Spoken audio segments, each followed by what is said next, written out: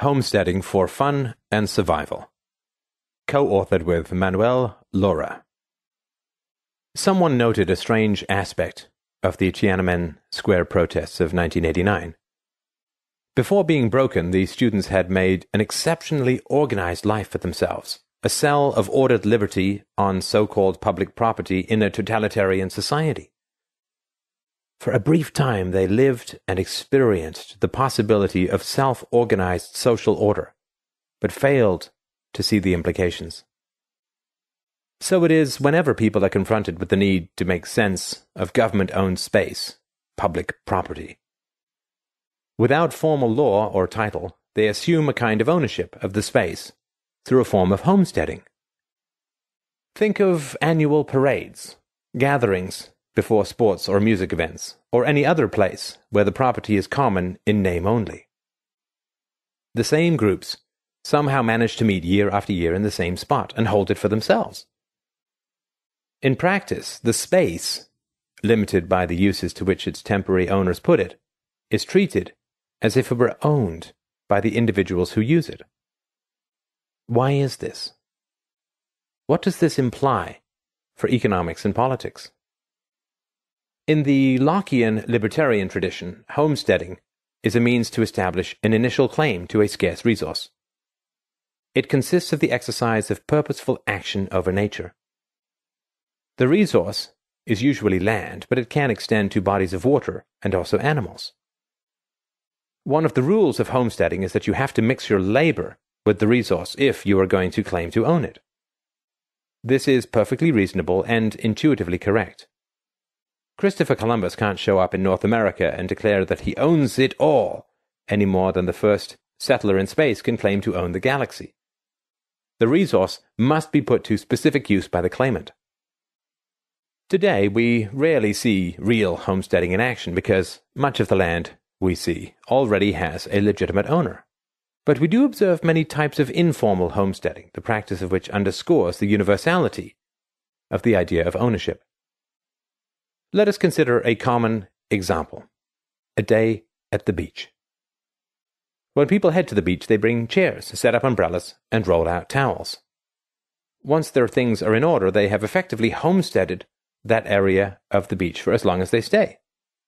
The area under their tutelage extends beyond the perimeter of their initial space.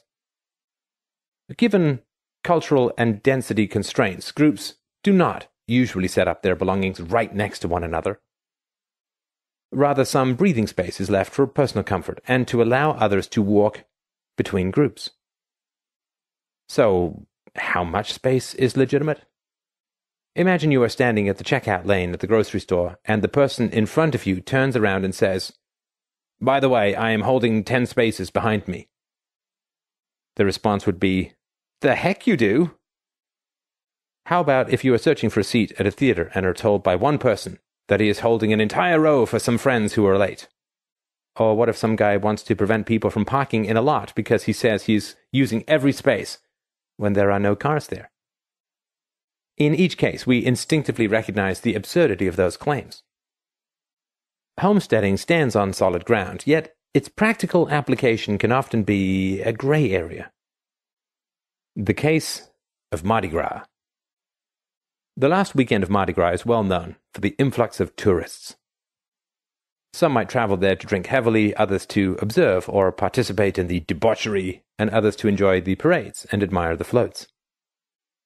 Whatever their reason for traveling to the Big Easy, one thing is certain: it is crowded. And since the parades roll down major avenues, the median, called neutral ground by the locals, gets packed with revelers, and the problem of land scarcity is exacerbated. There are tens of thousands of people competing for a relatively small amount of space. To make things worse, many Mardi Gras enthusiasts, particularly the residents, often camp early and set aside space to watch the parades later, homesteading their spot. Mardi Gras tradition has established that anyone who wants to reserve a space on a parade route must do so by setting down a useful and accepted carnival good.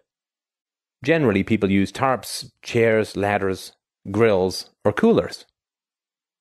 Let's return to the hypothetical, avaricious homesteader who wishes to claim large spaces for himself. Suppose that he rolls out a piece of tarp that is 100 feet long and 20 feet wide. Further, assume that he is alone. Just as the farmer simply cannot claim he owns land that he himself has not used, our greedy parade watcher does not have a proper claim to the entire area under the large tarp. What happens with bogus claims? Other groups of people would, and do indeed, see through the farce and call him on it. They could very well order him to release most of the space he has falsely claimed as his own. Other enforcement techniques could go further. Competing groups could disregard the egregious exaggeration and simply use the wasted space.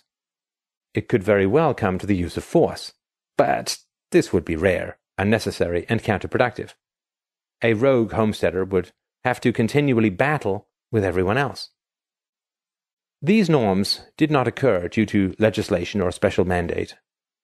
Over the years, people recognized the legitimacy of the first user, the homesteader. Today, the preoccupation is no longer about whether one can homestead a piece of land to watch parades.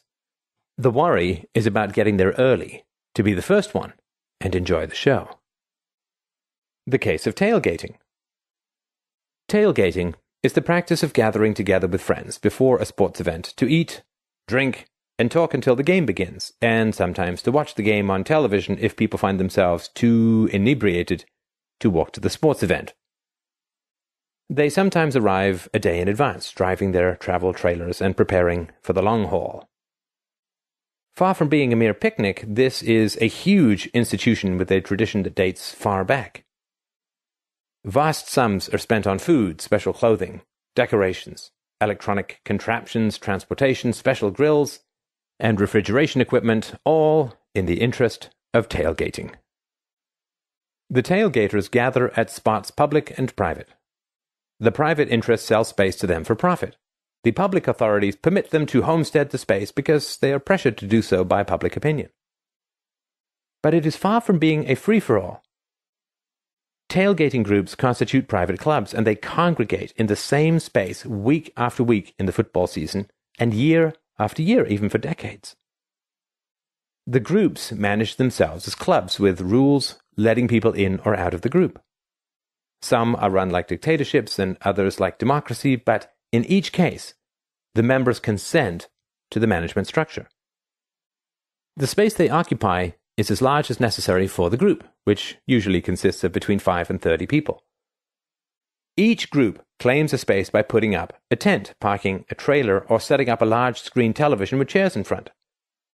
A claimant who insisted on possessing more than is necessary is quickly set straight by other would-be claimants of this scarce space. There are enforcement mechanisms to keep people out. Interlopers are scolded, shunned, and sometimes blasted with exhaust fumes and horn blasts. In the culture of tailgating, people have a surprisingly certain sense of ownership, and even others are willing to assist in the enforcement of order, lest their own homesteading assumptions come to be challenged. Year after year, it comes to be known that certain allocations belong to certain tailgating groups. Here is the Jones group. There is the Smith group. There is the Jefferson group. Surprisingly, these homesteading rights are even transferable. If one group falls apart or fails to come together for 1 year, another would-be claimant is notified and given permission to use the space. This pattern of ownership repeats itself over many acres and even miles of property, with lots of various sizes and shapes honeycombing all available space. To watch a town be transformed in a matter of hours from unoccupied to completely occupied in an orderly fashion without any titles to property being issued and conflict kept to a minimum is a thing of enormous beauty, a testament to the capacity of people to organize themselves in the absence of a central planner, formalized rules, formal title, or even the opportunity to trade their property at a profit. So the Lockean rule about mixing one's labor should conjure up no great controversy. It is a principle that is practiced on a regular basis. When public property is truly in demand, it is effectively privatized by the actions of individuals who understand that ownership precedes order.